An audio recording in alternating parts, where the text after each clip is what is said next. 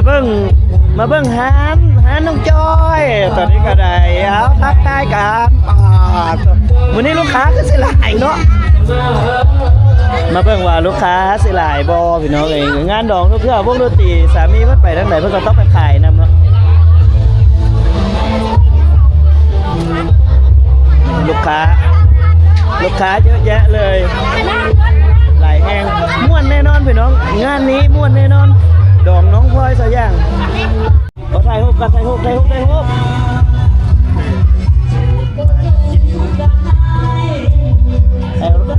รูปน้องแสงรูป3 2เฮ้ยปัจจัยเหลียวหนีเย็นไหม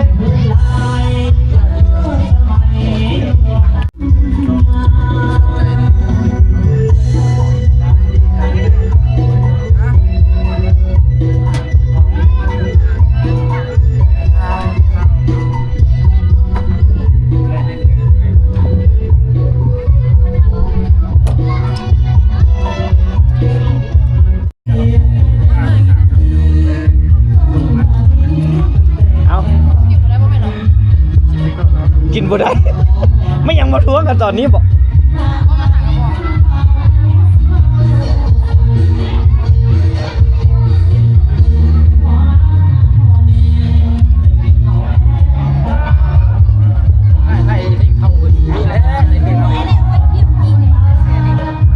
มึงอย่าเป่า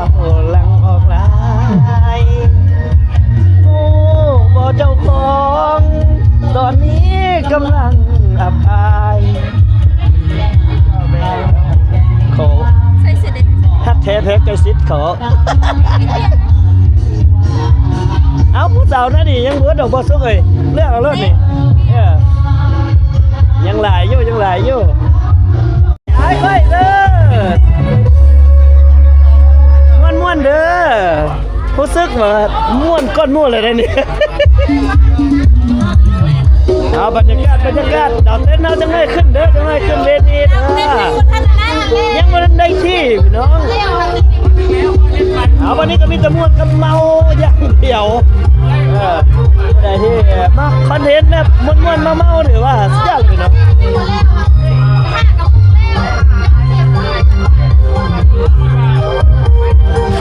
เจ้าภาพก็เริ่มลงมาแล้วเนาะพี่น้องเนาะ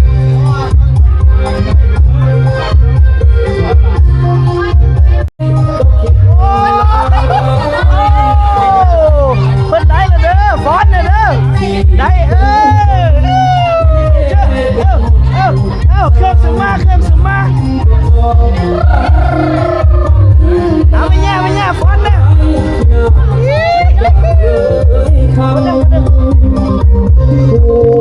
ตัวว่าตั้งจะสั่งก็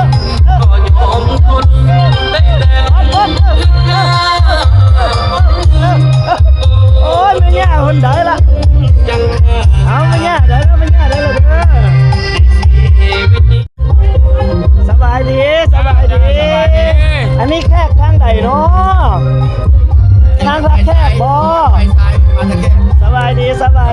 ว่าเจ้าเอ้ยน้องพลอยผู้ใดเอ้ยน้องพลอยอ่ะอ๋อไอ้น้องโสดอยู่บ่แต่งงานมาละโสดคันโสดเดี๋ยวสิให้เข้ากองน้ำเพชรเบ้าเตียงเคยเห็นเพจอาอยู่บ่เบ้าเตียงข้ามหน้าไก่เข้าไปเบิ่งหน่อยเด้อเบิ่งอยู่เนาะเข้าไปเบิ่งไอ้เพจดังว้ายงามแต่เบาสุกเบาสีน้ำเบาสาวน่าดีให้ได้ลมจนเท่านะลมสาวน่าดีนี่ป่งขึ้นมาลมแต่บ่เอาลมซื่อมีแต่คนงามมีเย็นให้เห็นสาวจ้อยเลยไหมจังหน่อยแอวเราบ่ออกเลยนี่ให้แอลสิแคนบ่ออกสเต็ปนะมันมีบัตรกันห้อยปืนหรอวะฮะ เราว่าบ่มีบัตรละมื้อนอน บ่มีบัตรกินได้บ่ภาษา เออ เฮาบ่มีบัตรแต่เฮามีเตียง เฮามีบัตรเฮาก็ยังบ่ส่งบัตรมาแขนเอาเอาเดี๋ยวไปเบิ่งในนี้ก็จังหน่อยนึงนะบ๊ายบายสาวๆจังหน่อยไปฮอดแอวกำลังเริ่มนะเพียงเนาะกำลังเริ่ม สี่หัวโพงเนี่ยมาจากท่าเกมเนี่ยมาจากนครพนมกลายหน้าลายตาดูเป็นเบอร์แล้วแล้วแต่สาวว่าจะดีกันเท่าเป็น ตอนนี้เจ้าบ่าวเจ้าสาวกำลังง่อยเบียร์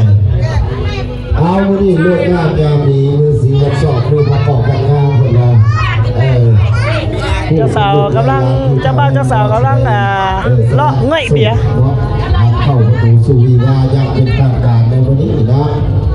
เจ้าสาวกำลัง แล้วก็ขออย่าลืมนำพาทีมงานเพื่อนเจ้าสาวเด้อสู้สำเร็จห้องแอล สมาธิเด็กคนเล็ก ไม่เงี้ยนเบียร์ก็ยกไกลกันเนี่ยบ่ได้บอก ถ้าว่าให้ประทานอาหารเรียบร้อยแล้วก็ลืมหล่อลืมเบียร์ไปแล้วเนาะพี่น้องเนาะสีทองสีขาว มาถึงขั้นนี้เราบ่ต้องการหรอกว่ามีคนหูเขาหูอยู่แล้ว เจ้าภาพเพื่อนยินดีตัดสนองให้ลูกสมาธิเอาจนเวลาเอาพี่น้องอันนี้ก็เจ้าบ่าวเจ้าสาวเลาะเงี้ยนเบียร์ให้กับแขกกับอ้ายกับน้องเนาะ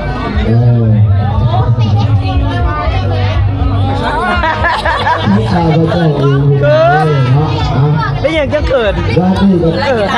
าก็ได้เห็นช่องเมื่อกี้ได้เกิดแล้วชื่อเฮียตีวันวานเลยสาวทักแขกเนาะบ้านไหน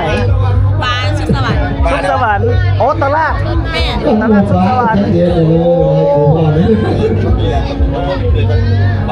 บ้านสุขสวรรค์เอาสาวบ้านสุขสวรรค์เด้อเป็นแต่สงการม่วนบ่มาละสงการม่วนบ่คักบ่อยากไปแห้งมื้อสุดท้ายน่ะอายันผู้สาวของแก้มไปพอดีเลยเอาด้วยอาหารไปนำขอบักเพลงไปนำเนาะปีนี้ให้ข้าเจ้าหอมเท่าเดียวละพ่อซึ่งไปนำเนาะคลิปนั้นดังเด้คลิปสาวมุ้งพดน้ำบนหอมแก้มน้ำโอ้ตายสาวบ้านเสกเขาบอกว่าจะยกเงินใส่ไอ้ก็เลยบอกว่าไอ้สิบอกให้เมียไอ้หัวนะแต่ไอ้ปล่อยลงเทพเอาสาวแค่สาวสมสนุกพี่น้องสาวสมสนุกสุขสวรรค์สมสนุกก็มีบอกมีสมสนุกอยู่โคตรสะอาดมีเบิดเนาะสนุกเป็นคลิปดังโอ้สาวตะแขกงามเด้อสิบอกให้สาวคำม่วนเนาะคันเว้าโดยรวมคันบ่คำบ่ได้ม่วนบ่คำบ่ม่วนเดี๋ยวไอ้ขอถามชื่อก็ชื่อน้องอะไรชื่อหยังฮะชื่อกี้น้องกี้อันนี้เด้ชื่อเมย์คู่แฝดป่ะพี่น้องเดี่ยวแบบแกะกันออกมาเลยนะแยกกันบ่ออกเลยโดยโอ้ยค่อยกันตกเดี๋ยวค่อยตกขลุ่มสาวทักแรกโย่เอาเว้าเนาะเดี๋ยวนะ3 2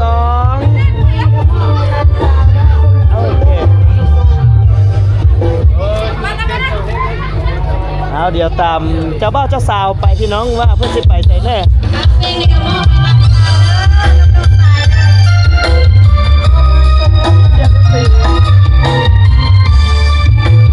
ตามเจ้าบ่าวเจ้าสาว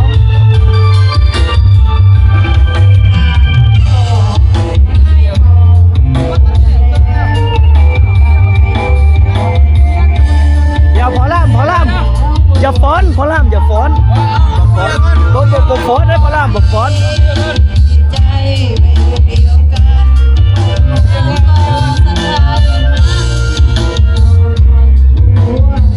ไปแซ่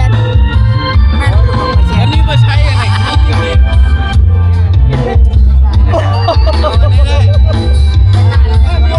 พี่น้องสร้อยสำนี้น่ะกิน3 มื้อรสชาติ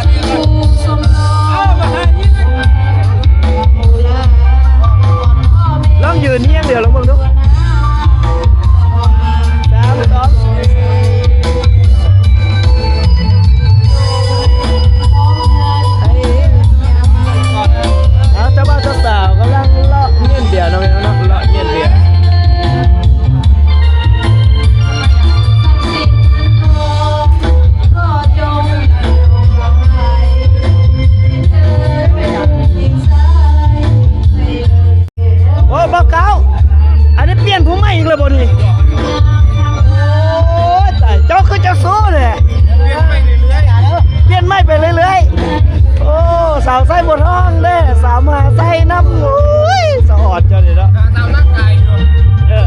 เอาหอมแก้มมาบ้างแน่นหน่อยหนึงแล้วค่อยหอมอยู่บ่ออกซื้อ บ่มอง เดี๋ยวไอ้สิไปเฮ็ดเด้อ เดี๋ยวจะไปเฮ็ดซื้อเด้อบ่าวขาวมีเมียแล้วเด้อสาวๆเด้อสาวสายบัวทองสาวบัวละพาบ่าวขาวมีเมียแล้วเด้ออย่าสิเป็นเสื้อแล้วเด้อแล้วก็โสดๆน่ะเราตัวเด้อ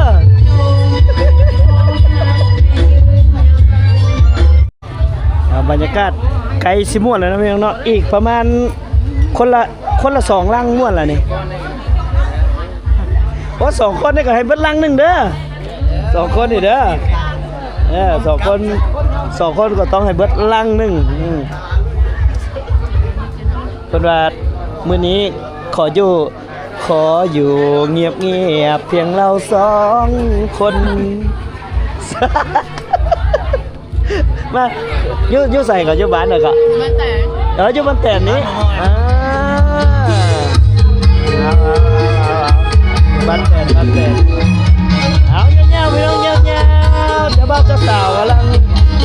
เย็นเหล้าเย็นเบียร์ให้ครับนี่ผู้บ่าวกาวสีเห็นจังได้ในเมื่อมันเป็นไปแล้วอ้ายมีเมียแล้ว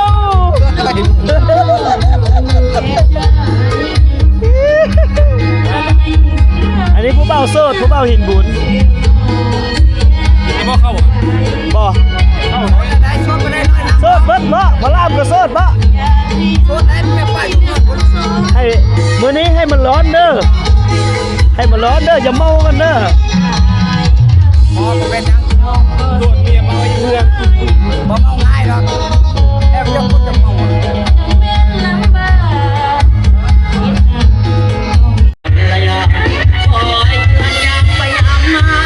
เป็นที่ปรึกษาของอายเป็นผู้จัดสรรช่วยกันให้ได้ดังหมายน้องอย่าแวงแต่อายน้องเพียงกายนั่นเด้อนางมอนไปเด้อน้องตกใจผู้หานท่านเคยว่าไว้เจ็บใจใหญ่โน้สักน้อง โอ้มานั่งไกลในน้ำหน่อยหนึง บอกให้ยิงน้องใจงามงอเมียจะวังจะได้สั่นคอถึงยามนอนหัวคอนมองแม่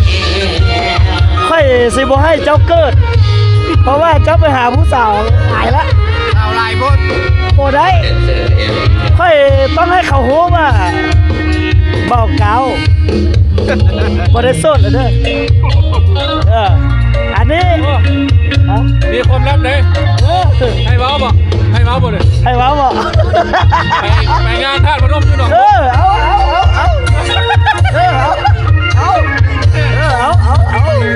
ตายค่อยรายงานมาแล้วไปงานทาสพนมอยู่หนองบกเหรอไปงานปักเซงานบอกนี่เหตุการณ์ยัง บอกความจริงนะ บอกก่อนเมียฟังเลยบอกใช่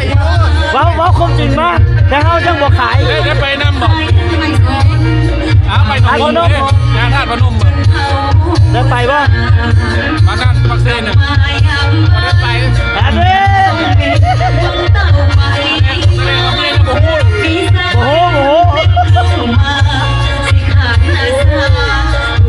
อันนี้ยังบ่ได้พักผ่อนเด้อบ่ได้นอนเลย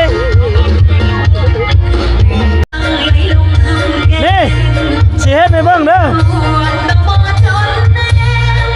เอาแบบอย่างให้เขาเบิ่งเด้อเฮ็ดเป็นตัวอย่างให้เขาเบิ่งแน่หอมแก้มเอาเลยดิให้เขาเบิ่งเดี๋ยวนี้เขาบ่กล้านี่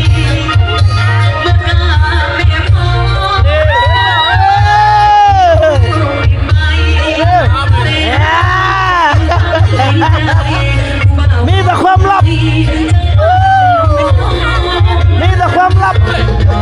ปกติเมียไปนำตลอด บอก มีงานเดียวเลยเมียบ่ไปถึงซะ เรียบร้อยไงยี่อ่ะ get out there and you can go on if you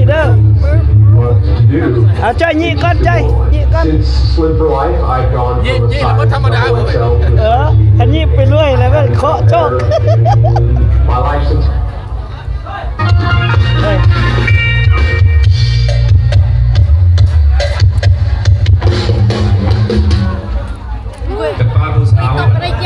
ยี่เด้อยี่ยี่เยอะไม่ยี่เลยบอกเลยนะบอกแม่ไม่ยี่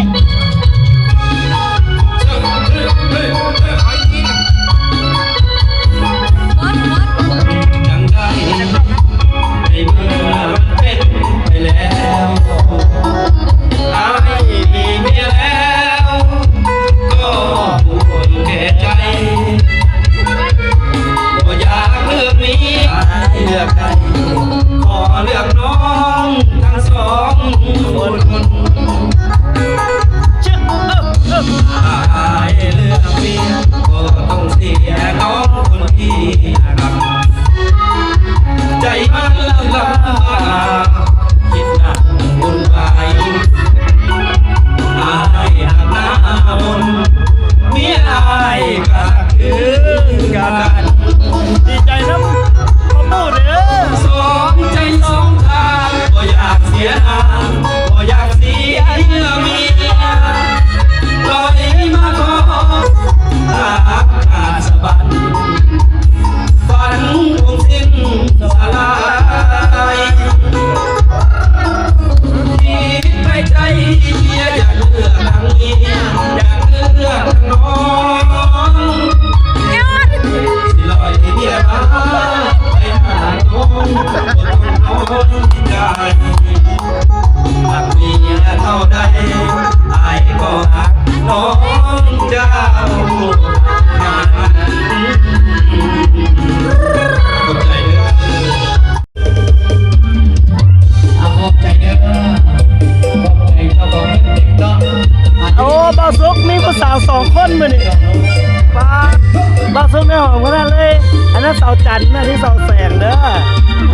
อายนี่จากบ้านมาบ่เกี่ยวเล่านาบ้านทุ่งสถานได้ โอ้บ่าวซุกในห้อง บ่ได้น้อง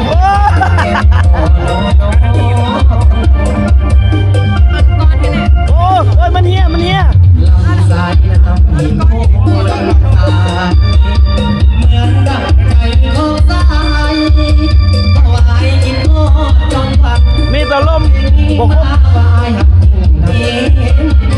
น่าจันนะไอ้ซุกอะมีแต่ลมแต่บ่ครบ ขอบใจนะขอบใจนะ บรรยากาศพี่น้องตอนนี้ก็น่าจะได้จัดระวงแล้วล่ะป่านนี้น่าจะได้จัดระวงแล้วแต่เฮาบัดนี้โคซกคือใส่โอ้ยมันก็แล้วเนาะเอาเจ้าบ่าวเจ้าสาวมาฟ้อนก่อน นั่นแหละจะมาซ่าแล้วก็แค่คาแล้วนั่นแหละจะว่าจะอุ้มเกินเลยหน่อยนี่ก็ต้อง ไปหาดูบ่มีงัวโศกแหมเดี๋ยวบ่ให้ไม่เคยนะดีเคยบ้านนะดีมาเป็นผู้โศกบ่ได้ที่บอกบอกต้องคอมเมนต์ แล้วจะมาฟ้าหมันคอยกันด้วยเสียงท้ายก็เราจะ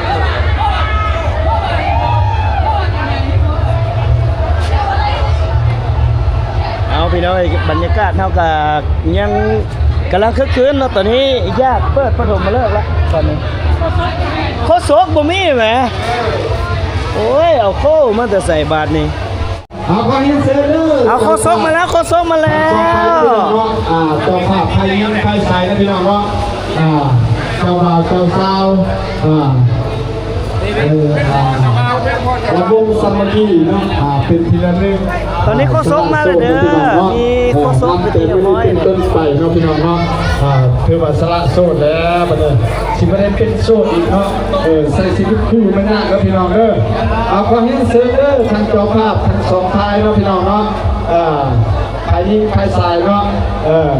คือว่ามาฮอดปัจจุบันนี้ก็คือว่าเป็นฮอบของทางแล้วเนาะพี่น้องเราเนาะบ่าวสาวๆเนาะผู้สมรส มาติดตามเบิ่งบรรยากาศมาติดตามเบิ่งบรรยากาศโต๊ะนี้สบายดีเด้อสบายดีสบายดีเด้อสบายดีสบายดีสิเฮ็ดจังได้ร้องเพลงได้ในเมื่อมันเป็นไปแล้ว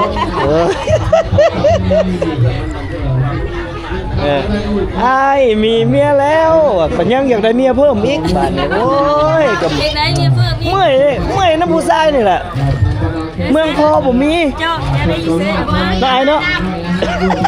ไปเถิดมาเถิดครับ โด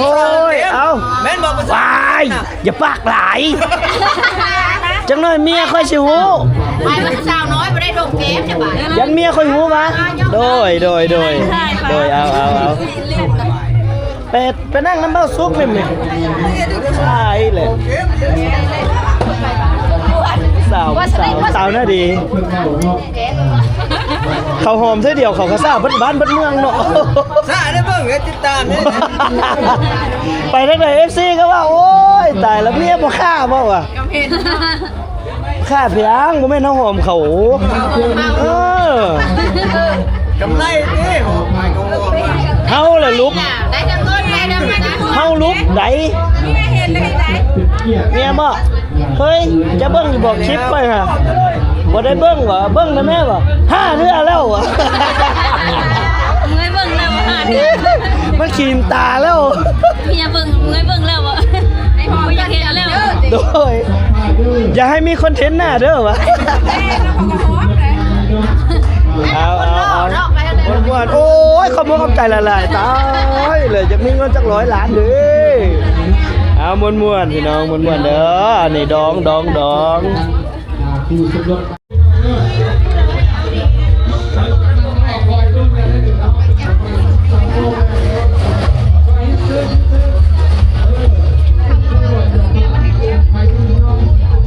ตับ ตำแน่ตำเลยตักเด้อตักไปตักเด้อเอ้า ยี่ยวง ไอ้เตรียมอะไรอีกเนี่ยเจ้าผู้เต็มเจ้าวะ ให้เป็นคนบ่เต็ม อ้าวบ่แม่นนั้นจะใช้เต็มแม่ เอาน้ำแข็งใส่กระบอกเนาะ ตรงนี้อ่ะเจี๊ยบ งี้ไงฮะไงเบียร์ มา ไงเบียร์ได้เต้นมาดิลอยก่อนซะเจ้าโอ้เจ้ากระบอกเต็มนี่ก็ได้ เย้หักคนบ่เต็มเด้เขามีลูกได้ เว้ยลูกก็กินน้อยเดียวเอานี่ กินบ่ได้เขาจะกินได้ง่ายแบบบ่ลูกเนาะให้ลูกได้ง่าย เขาให้ลูกได้ง่ายคือบักกระทันเด้อ เอาจาก20 คนน่ะมันได้ อ๋อ ง่าย โยดปุ๊เดี๋ยวนั้นจะเป็นตาเอาอยู่ก่อนเนาะแล้วไปกล้องจะกล้องมากระทันซื่อๆก็เกิดเสกระดักกระโดดกว่าละนิดนึงป้าไปไหนนิดนึงไปไปหอมเลยหอมเลยนิดนึงว่าจีนจะกินข้าวเลยไง หอมมันนึงก่อนแพงเมียจะบ่เฮ้ยแพงเมียจะบ่ เพลงทะเลเมีย เพลงอย่างก่อนสิป้อยนี่ ชื่อเพลงบ่เพลงฮักสาวลูกสาม ฮักสาวลูกสาม หาก็ได้ลูกหนึ่ง หากันได้ลูกหนึ่งนะหอมแก้มเมียก่อนเดี๋ยวสิโฆษณาเพลงให้หอมลูกแล้วหอมเมียนำเดี๋ยวนี้เข้าไปติดตามเพลงเพื่อนเด้อไปฟังเด้อฮักสาวลูกสามพี่น้องจัดไปเคยน่าดีเนาะ เสียงบ่ ใส่ชื่อว่าเมียก็ใส่ชื่อนักร้องอ่ะวัฒนาเนาะใส่ชื่อวัฒนาน่าดีเด้อหรือว่าวัฒนาเวียงหลวง บ่แม่น้องมิ้นอันน่ะเจ้าเคยไปบ้านผัวจักเทื่อละ หลายเดือนเลย ไอ้เทื่อจนไม่ย่าสั่งมันบ่ไปเทื่อใดเอาเข้าเขามานำอยากกินข้าวก่อนพี่น้องเลย เอาเคยได้ดีฝากผลงานเพลงเพิ่นได้เด้อพี่น้องเด้อมักสาวลูก3แต่อยู่ในใจเสมอแล้วแม่นสาวลูก1 หวานนั้นได้พี่น้องได้โอ้เอาเมื่อกินข้าวก่อน จะเฒ่า ไปเอาไปพรก่อนบัดนี้ ไม่แหลมบ้า เอ้าเป็นเจ้าสาวมันคือเป็นเลยเนาะ หมดแล้วบ่ได้ยินแล้วนี่เลยไทย เป็นเจ้าสาวเปียก้อนเจ้าสาวก้อนยังเก่งๆอยู่เอาสิเปียเจ้าเข้าไปก้อนยังกันมาเนี่ยร้อยรู้ได้มาล้างเลยหรือ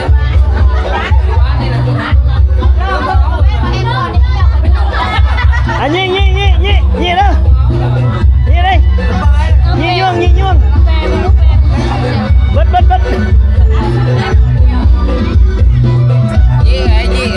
เบิด ยี่แล้วบอกโอ้เราเป็นยี่อะไรเชื่อแล้ววะ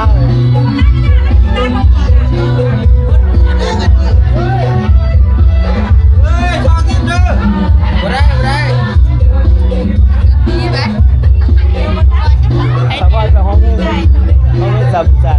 โอ้ยไอแขกละ อายไปวะแค่มันจะคนเน่าบ่ แขกเมื่อก้อนน้องสิเรา ตั้งก่อนนี้ไปพอดหรอ ไปขึ้นจังหวะแบบ เงินก่อนเงิน เอานะไปพอดเพลงนี้ก่อนนะสาวบุกสานวะ ก้อนน้ำเจ้าอีกจะไหน เออเด้อเธอเด้อ บึกสานเด่นเลย แดนเซอร์บุกสานแดน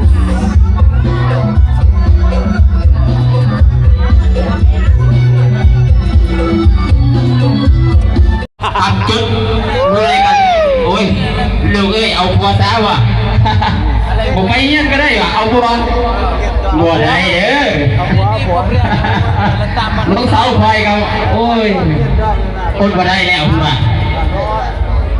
เป็นยังไงก็เอาเก่งเดียวเลยไปเกียรแน่ เอาผู้สาวออกมา ผู้สาวเนี่ยน้องสาวลิงอยู่ใส่ดิน้องสาวลิงเนี่ยพอดนี่มันนี่ คือเห็ดดู